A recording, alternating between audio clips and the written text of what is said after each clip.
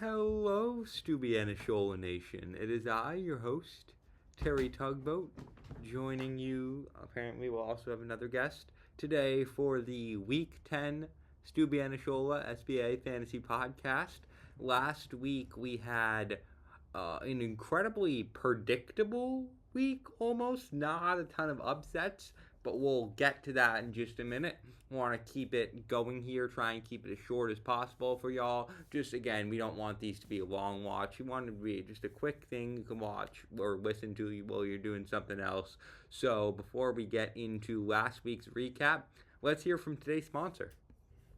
Today's episode is brought to you by eBay, the official selling service of the New York Jets. The NFL trade deadline concluded Tuesday, which is the last day for teams to trade away or trade for players, depending on how their season is going. And normally the deadline, pretty low key. You might see a minor player get traded if a team that is hoping for a Super Bowl ring and is doing well loses the player to injury. They might trade for his replacement.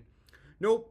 This year, the New York Jets decided to make the trade deadline the most chaotic it has ever been in history by trading away their two best players in Quinnen Williams and Sauce Gardner, who both play on the defensive side of the ball. So it doesn't really impact you unless you have the Jets defense, which no one does. But traded away their two best players and got a haul in return.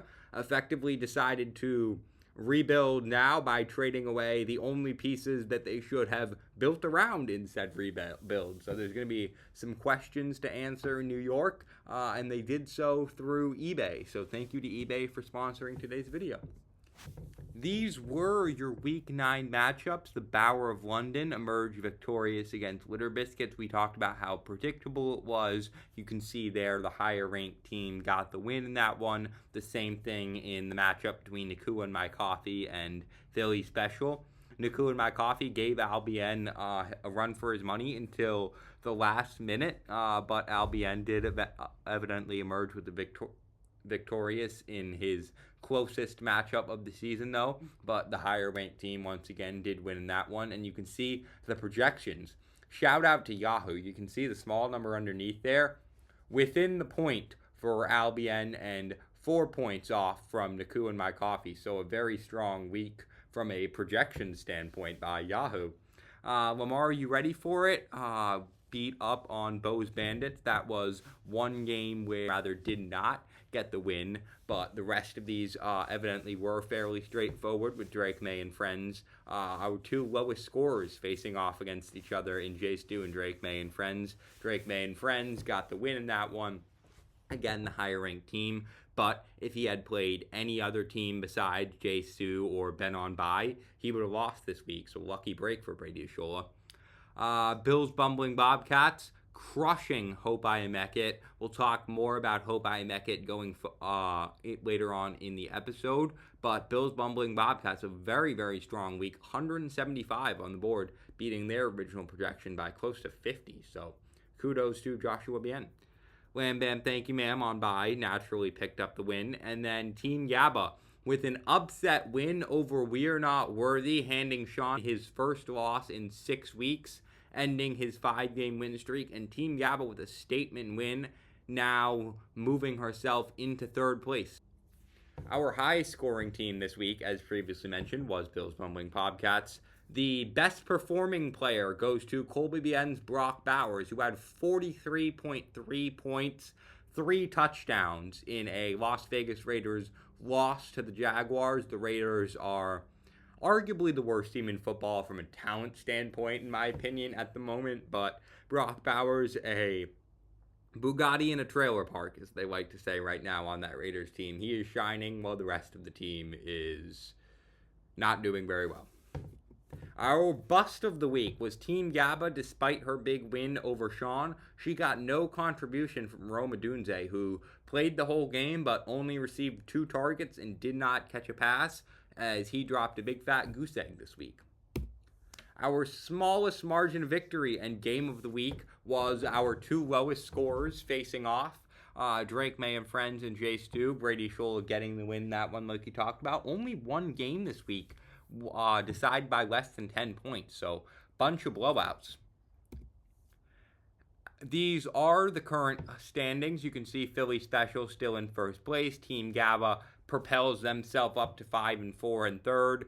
We Are Not Worthy ended his 5-game win streak, but is still a full game ahead of third place and the team he just lost to in Sally Stewart. Naku and My Coffee, Lamar You Ready For It, Drake May and Friends, Bo's Bandits, The Bower of London, and Lam Bam Thank You Ma'am, all at 5-4 and all in the playoff hunt.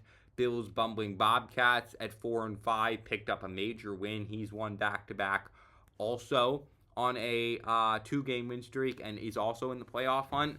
But I will have to say, in my opinion, he's the only team at this point that has a shot at making the playoffs that isn't 5-4 above. Jay Stu and Litter Biscuits just haven't performed right now, and Hope I Make It. Oh boy, we'll talk about them in just a second. And again, a shout out to Jessica Bien, who has won 4 straight after starting 1-4. She is now above 500 and is cruising. So, shout out to Jess. And then this would be the playoff picture. Philly Special, the 1 seed, and then the Bower of London, our current 8 seed. Lam Bam Thank You Ma'am, and Bill's Mumbling Bobcats on the outside looking in. And then you can see the streaks there. There has been a ton of teams that win one week and lose the next so far this year. You can see Albion standing out at a 9-game win streak. Hope I Make It, a 5-game loss streak. But again, other than that, Lam Bam Thank You Ma'am has also been on a tear. 1-game loss streak, 1-game win streak. 1-1-1-2, 1-2, 1-1. There hasn't been anyone who has been able to find any momentum other than Albion and at the moment Jessica. And also, other than Maryland, not anyone who has been losing in back-to-backs, which is interesting. So again, we talked about it already. Very, very evenly matched teams. Has to do, I think, with the improvement of drafting. So shout out to the SBA League. And now we will turn our attention to Hope I Make It and Marilyn Bien, who we gave some harsh criticism to pre-draft, and we thought she proved us wrong. After starting off on the bye week, got a win, lost to Philly Special in a blowout. I didn't have a lot of faith in Maryland, and then she restored my faith by winning back-to-back and starting the season off 3-1. I thought this was a team that could contend for a semifinal spot, but now she's lost 5 in a row.